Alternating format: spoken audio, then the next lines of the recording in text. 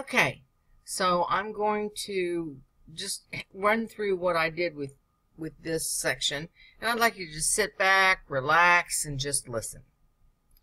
So the first paragraph of the cocktail section, where we are introducing the esteemed guest that we've invited, we decided needed to consist of 2 paragraphs.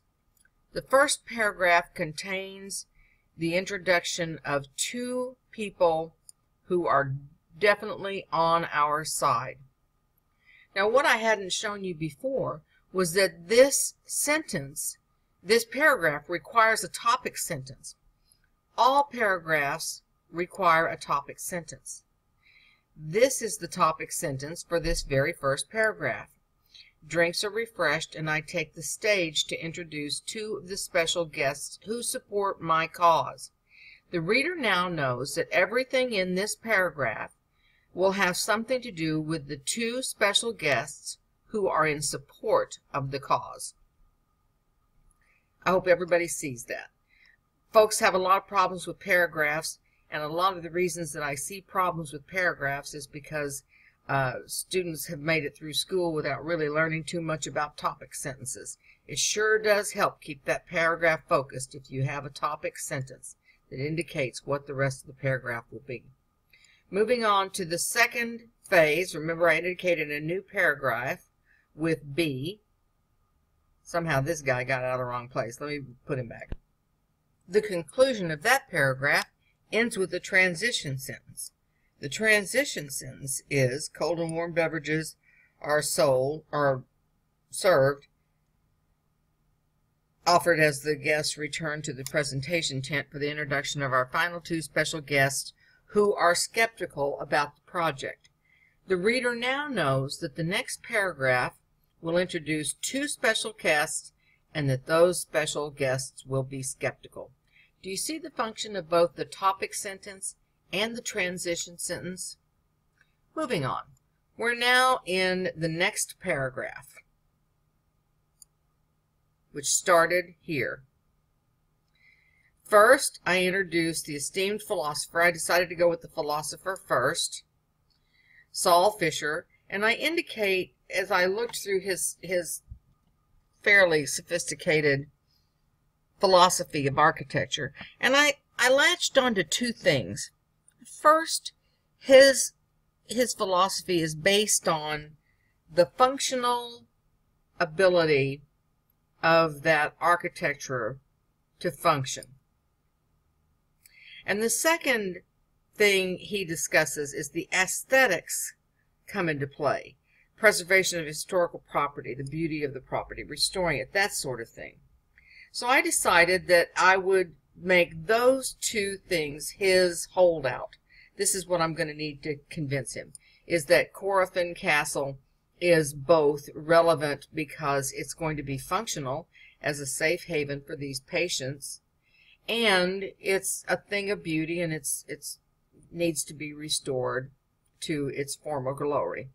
Then I introduce, and I saved for the best for last and the hardest for last, and that's this architect, Jose Manuel Lopez Osorio. And if you'll remember, he was the guy that we found castles from out of nothing. So we have him come up. I introduce him a little bit. I decided to put up on the projector a step-by-step grid of what he's done in the past and how he has renovated former fortresses.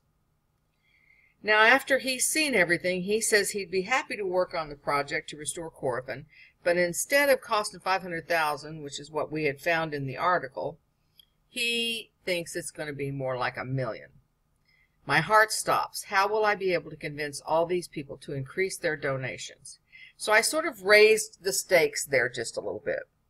Now, I didn't make up the idea of $1 million. I'm just sort of using practical knowledge to think to restore that little castle that we've seen is going to take more than $500,000. And if we hire a pro like this, it's going to be quite a bit of money. Now, if I had the time, and I wasn't trying to write this essay in a week, then maybe I could find out how much he charges for projects like this. And then I could use an accurate number.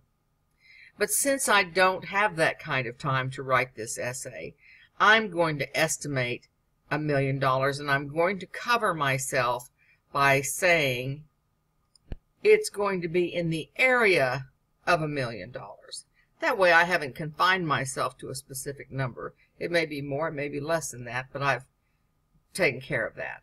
And then at the end of this second paragraph, I show this picture that indicates not only the castle, but the town around it, because I want all these people to support this project.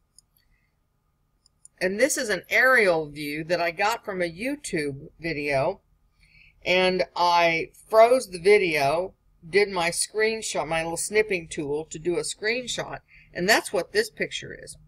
Now, after I completed all of this work, I made sure that I added everything to EasyBib. Let's take a look at EasyBib and how it's shaping up right now. I've logged into EasyBib. There's my dinner party. Click on this so that I can see all the citations, the pretty citations that we've collected. And remember, each time I open up EasyBib, I make sure that I don't have any duplicates. And if I do, I just simply go ahead and delete it. It saves time at the end, and it just keeps me keeping it all up to date. This is that YouTube video that I found. And keep in mind that when I add this YouTube video, that's another research method. So if research method is one of the goals for the essay for you, then the YouTube reference is yet another research method. You want to watch all of this. It's long, but you can scoot through and see what you need to see. I'm going to copy it, go back to EasyBib. I paste it in that, cite it,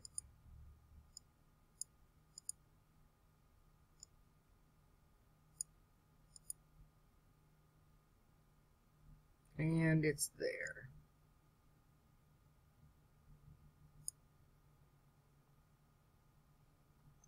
Okay, and since it's duplicated, let's just delete that one. Now, we have everything cited. One last thing before we end this tutorial. I want you to look over these last few sentences of this paragraph where we introduced the philosopher and the architect, and find the transition sentence and read it out loud. Oh, go ahead and read it out loud. No one can hear you. I can't hear you. Go ahead and find the transition sentence and read it out loud.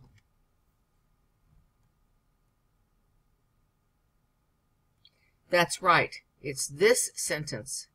First, I must explain the functional relevance of the project as a safe haven for these patients during the soup and salad course. That's the transition. That tells the reader that's what's coming next. Next is going to be a section that explains this disease and why patients need to come to some place like this. Yes? So we have finished the introduction. We've underlined our thesis statement about the entire essay.